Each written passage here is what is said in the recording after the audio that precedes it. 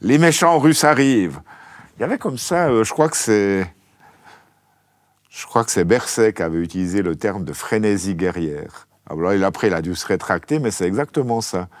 Il y avait une espèce de frénésie guerrière, comme si non seulement on redécouvrait un ennemi, mais qu'en plus, on était content de redécouvrir un ennemi. Et puis, vous avez tous ces gens, tous ces espèces de guerriers du dimanche qui montaient au front, dans les journaux, au Parlement, tout ça, pour dénoncer l'empire du mal, quasiment. Et puis aussi de voir... cette vision du monde, du bien contre le mal, c'est quelque chose qui m'a aussi beaucoup parlé. Je me suis dit, mais attends, c'est pas comme ça. Il y a des intérêts en jeu, il y a des responsabilités de tous les côtés. Les Russes se sont défendus comme ça. L'affaire peut très bien être réglée autour de la table de négociation. D'ailleurs, il semble que la première semaine, la Suisse avait la volonté, en tout cas, de suivre la tendance historique et de ne pas s'aligner. Oui, d'ailleurs, on avait joué un rôle fondamental, un rôle très utile. Didier Burkhalter, le prédécesseur de Cassis, avait joué un rôle très utile en 2014, parce que, bénéficiant aussi du fait qu'il était le président de l'OSCE, il avait joué un rôle important dans la conclusion des accords de Minsk, qui malheureusement n'ont pas été mis en œuvre. Et au début, effectivement, il s'est passé une séquence d'événements très bizarres à Berne. C'est que, je sais plus, c'est un jeudi ou un vendredi, on annonce qu'on va faire comme on a fait en 2014, c'est-à-dire ne pas reprendre les sanctions, mais mettre en place un mécanisme pour éviter le détournement ou le contournement des sanctions, qui apparemment avait très bien marché en 2014. Et puis, soudain, quelques jours plus tard, je ne sais plus si c'était le lundi ou le mardi, nouvelle conférence de presse pour dire exactement l'inverse. Et puis, c'est là où on a vu Ueli Maurer, qui n'est pas vraiment un grand Européen convaincu, dire « alors voilà, on va reprendre telle sanction parce que l'Union européenne l'a décidé ». Et de se mettre comme ça à la traîne de l'Union européenne, il y avait quelque chose de profondément humiliant et incompréhensible. Alors, encore aujourd'hui, si vous demandez la position officielle à des représentants de la Confédération, pourquoi on a repris les sanctions, ils vont vous dire à cause des violations très graves du droit international.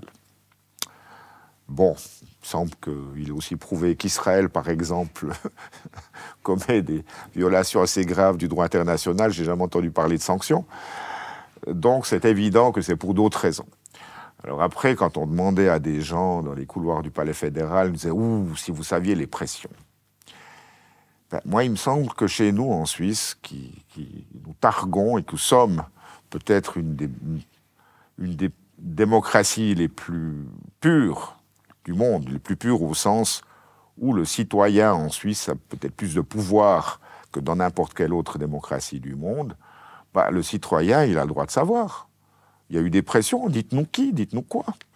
Quoi, les Américains ont menacé de retirer la licence à l'UBS, bon, alors on comprend. Mais si c'est des pressions, non, écoute, ça serait quand même bien que vous repreniez les sanctions, pourquoi ne pas résister? Selon vous, c'est quoi? C'est l'UBS? Écoutez, inviter un responsable du gouvernement suisse et poser lui la question, non, je ne crois pas que ça soit l'UBS. D'ailleurs, il semble que les Américains étaient même tout surpris qu'on reprenne les sanctions, parce que vous vous souvenez, Biden a dit « Oh, même la Suisse est plus neutre », comme s'il découvrait quelque chose. Donc, je ne sais pas ce qu'il y a eu, mais voilà, l'histoire le dira. Mais je trouve que le Suisse, l'électeur, le contribuable suisse, a le droit de savoir. Et je m'étonne que personne n'ait jamais demandé ou n'ait jamais mené une enquête là-dessus pour savoir précisément quelle fut la nature de ce chantage contre la Suisse. Et puis encore, les Suisses ne sont pas des cons. Dire si on leur dit, mais écoutez, on est obligé, parce que regardez les répercussions économiques si on ne prenait pas les sanctions parce que les Américains ou les Européens vont faire ceci, cela. Mais les gens vont comprendre. Par contre, si on leur dit ce qu'on leur a dit maintenant, et ben là, les gens ne comprennent pas. Et puis, ça renforce une certaine méfiance qu'il y a maintenant de la population envers les autorités fédérales. Regardez les 3 dernières votations populaires qu'on a eues, que ce soit l'AVS, que ce soit la LPP, et puis la dernière encore, les objets proposés par le Conseil fédéral sont systématiquement balayés. À part la dernière fois où ma concitoyenne Elisabeth Baumschneider a gagné quelque chose, ce qui fait plaisir aux caisses maladies, ce qui est toujours un peu dangereux ou inquiétant. Mais à mon avis, ce manque de transparence, ça renforce une certaine méfiance vis-à-vis des autorités et c'est pas bon pour notre démocratie. Et ça s'accompagne de ce qui semble être un rapprochement de l'Union européenne et en particulier de l'OTAN avec des exercices conjoints, avec en tout cas un discours aussi de la part de Viola Amherd de finalement se rapprocher de l'OTAN. Oui, écoutez, pour ça, il vous faut lire il vous faut inviter Pierre-Alain Fridé. Oui, on l'a sur la liste quelque part. Pierre-Alain Fridé a écrit deux livres, un sur le F-35, puis l'autre sur la politique de sécurité de la Suisse. Et puis, il retranscrit très bien mon impression, mais je n'avais pas conscience de ça avant qu'il m'arrive ce qui m'est arrivé, à savoir que, effectivement, comment il faut dire ça ? Au sein des acteurs de notre politique de sécurité, il y a beaucoup de gens qui sont effectivement très sensibles à ce qui vient de Washington. Ce qui est un peu une drôle d'idée, à mon avis, parce que alors, je comprends que si on se fait payer des cours, des voyages, des visites, toutes sortes de choses comme ça aux États-Unis, ça développe un certain feeling vis-à-vis des États-Unis. D'ailleurs, il existe aussi ce genre d'affinité entre notre service de sécurité et les services israéliens, depuis les années 70 d'ailleurs. Mais après, d'un autre côté, si on regarde d'une manière un petit peu objective, quelles sont les guerres qui ont été gagnées par les Américains après la Deuxième Guerre mondiale ? La Corée, pas vraiment. Le Vietnam, sûrement pas. Qu'est-ce qu'il y a eu après le Vietnam ? La première guerre du Golfe, peut-être ? Alors, la première guerre du Golfe, bon exemple. Et puis ça a été fait dans les règles de l'art par le vieux Bush, qui était, lui, peut-être le meilleur dirigeant américain de l'ère post-Deuxième Guerre mondiale. Parce qu'il y a eu l'accord du Conseil de sécurité, une très large coalition. Après la guerre du Kosovo, bon, peut-être. Bon, ils ont obtenu ce qu'ils ont voulu, c'est-à-dire au final le départ de Milosevic et le départ des troupes serbes du Kosovo. Après la guerre d'Irak, sûrement pas. La guerre d'Afghanistan, c'était l'humiliation totale. Après, les autres où ils ont été impliqués, comme la Libye, c'était vraiment pas un succès non plus. On oublie la guerre de Grenade, hein. L'invasion de la Grenade par Ronald Reagan dans les années 80. Peut-être la Syrie. Pardon ? Peut-être la Syrie. Alors peut-être la Syrie maintenant, même si je pense que les Turcs ont joué un rôle beaucoup plus important que les Américains. Donc l'avenir de dira. Vous savez, je pense que si les Turcs ont fait ça, ils ont aussi profité d'un contexte très favorable. Le contexte favorable, c'est que le Hezbollah est affaibli par les frappes israéliennes, l'Iran est aussi affaibli maintenant. Les Russes, s'ils doivent choisir entre Erdogan et Bachar, ils vont choisir Erdogan. Les Russes, c'est beaucoup plus important comme partenaire pour eux. Et puis, les Américains sont dans une phase de transition parce que Trump avait déjà dit à l'époque qu'il voulait retirer les troupes, il en reste 900 ou 1000. Qui protègent les puits de pétrole, ce qu'il a d'ailleurs reconnu à la télévision. Oui, mais ce n'est pas seulement les puits de pétrole. C'est les puits de pétrole, mais c'est aussi les Kurdes. C'est quand même aussi les Américains qui ont créé cette région autonome du Kurdistan irakien. Donc il y a une influence pro-kurde, disons, à Washington. Et puis surtout, il s'agit aussi d'utiliser cette région pour contrôler les mouvements terrestres entre l'Iran et la Syrie et le Liban, hein, parce que le corridor terrestre, il traversait la Syrie. Bon, alors maintenant, c'est pour ça que c'est une défaite stratégique pour l'Iran, parce que leur corridor terrestre, semble-t-il, est rompu aujourd'hui. Donc il y avait un contexte qui était quand même assez favorable à cette offensive. À mon avis, elle est guidée par les Turcs. Alors revenons peut-être à la question de l'OTAN et de la Suisse, qui était le fil rouge. Oui, alors donc ce que je disais, c'est que pourquoi vouloir rejoindre l'OTAN alors qu'ils ont tendance à perdre des guerres, que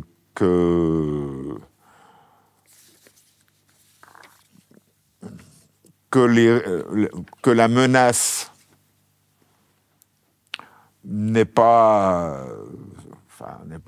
immédiate et en plus que ça fait longtemps qu'on est en situation d'interopérabilité. Donc pourquoi vouloir faire ça et pourquoi vouloir faire ça aussi rapidement? Moi j'imagine que c'est parce qu'il y a des gens qui ont des intérêts comme ça à l'intérieur du système, chez nous, et puis des pressions probablement de l'extérieur. Dans un message récent, le Conseil fédéral, donc sur l'initiative sur la neutralité, sur laquelle le peuple va devoir se prononcer, donc dans ce communiqué de presse, c'était indiqué qu'il est dans l'intérêt de la Suisse de coopérer avec des alliances militaires ou défensives. Ouais, j'ai vu ça. Ouais. J'ai vu ça, mais ils n'expliquent pas pourquoi. Et puis je suis pas sûr qu'ils vont lire. Non, mais vous savez, mais surtout en Suisse alémanique, hein, je pense qu'il y a un peu une grande différence de perception, de sensibilité entre la Suisse alémanique et la Suisse romande.